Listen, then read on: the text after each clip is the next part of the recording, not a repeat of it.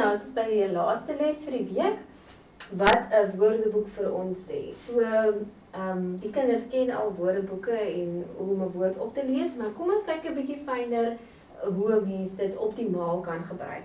So 'n verklarende woordeboek sê vir ons wat woorde beteken en hoe om hulle uit te spreek. Die woorde in 'n woordeboek is altyd alfabeties gerangskik en dit kan 'n mens sien. So hierso is die kopwoord. Goed, dit is bo aan die bladsy, dit sê vir ons wat die eerste en laaste woorde op die bladsy is. So hierdie woordjie bo aan die bladsy noem ons die kopwoord. So as 'n mens nou hier sou kyk, daar kan jy sien die alfabetiese volgorde word net daar aangedui. So hierso het ons die woord maal, maal en maalgat. So maal word 2 keer hier uiteengesit omdat daar meer as 1 betekenis is. Jy sal sien langs aan die woord word die soort naam gebruik. So hierso in die geval is dit 'n werkwoord. Onthou dit is die afkorting vir werkwoord is WW. Okay? En in hierdie woord maal is dit ook 'n werkwoord, maar dit het net 'n ander betekenis. Maal in hierdie geval is vermenigvuldig, so maal 12 met 6. Moet ek maal of deel? Goed, die volgende maal is werkwoord gemaal, so beskryf of afbeeld. Dan kan jy nou aflees en verder gaan met jou bladsy waarmee jy besig is en die woord wat jy opsoek.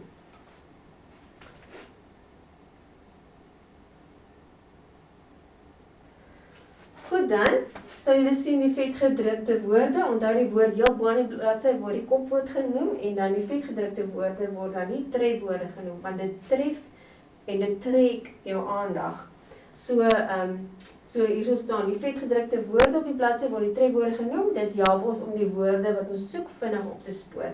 Jy is besig met soeklees, nie normale lees waar jy dit met begrip doen nie, maar jy soek hier vir die woord wat jy wil gebruik.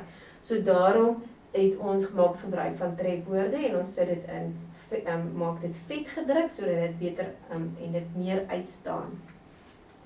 Goed, so hierso is nog voorbeelde, maalstroom, maaltand, maaltyd en so gaan dit aan. En as jy kyk na die woorde sal jy besef dat dit is in alfabetiese volgorde.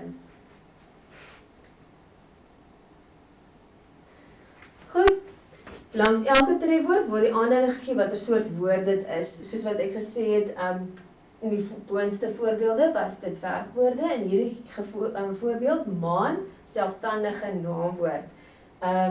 Goed, so die byplaneet van die aarde wat maandeliks daaromheen draai, sy lig van die son kry en dit op die aarde terugkaats. So dit is die beskrywing van wat die maan is. Goed, so 'n selfstandige naamwoord, 'n werkwoord, byvoeglike naamwoord, wat ook al die soort woord dit is, word dan aangedui net langs aan die trefwoord. Indien 'n selfstandige naamwoord is, word die meervoud ook aangedui. Goed.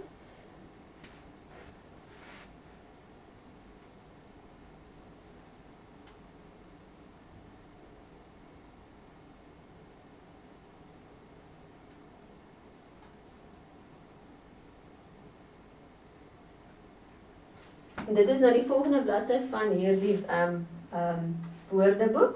So hierso is ons kopwoord weer eens, maar onthou die alfabetiese rangskikking. Hulle maak ook gebruik van fotos of illustrasies om dit te vergemaklik vir die kind wat die woorde opsoek.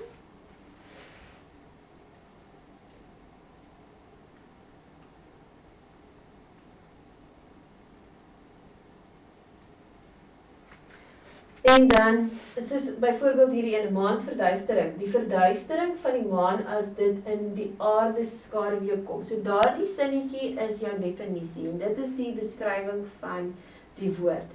So as julle hier langsaan sien, daar staan die woord definisie, sê vir ons wat die woord beteken. Wanneer 'n woord meer as een betekenis het, word die verskillende definisies genommer. So hierso sal julle sien maar en daar's nommer 1, 2 en 3. So hier is dit ketelvormige insakking in 'n nie vulkaniese gesteente, gewoonlik 'n meer, en in hierdie voorbeeld ook mare, tyding, hoor die blye mare in soos byvoorbeeld 'n haleluja lied, en dan het ons hier 'n voegwoord, en so kan jy aangaan. So die definisies, verskillende definisies word genommer. Dan sommige definisies gee voorbeelde van hoe die woord gebruik kan word. Soos hier byvoorbeeld, jy het maar een kans. Was hy maar hier as hy maar wil gang maak? So dit help jou om die woord beter te verstaan. Goed, en dan die laaste gedeelte onder die bladsy, gee die afkortings vir die volgende woordsoorte uit die woordeboek bladsye. So gaan soek die afkorting vir werkwoord en selfstandige naamwoord en bywoord, byvoeglike naamwoord en voegwoord. Skryf dit hier langs aan neer en wanneer ek die antwoorde aan julle deurstuur, sal julle kan sien of julle reg verkeerd was. Ek hoop julle het al hierdie lesse geniet en ek sien julle met die volgende week se les.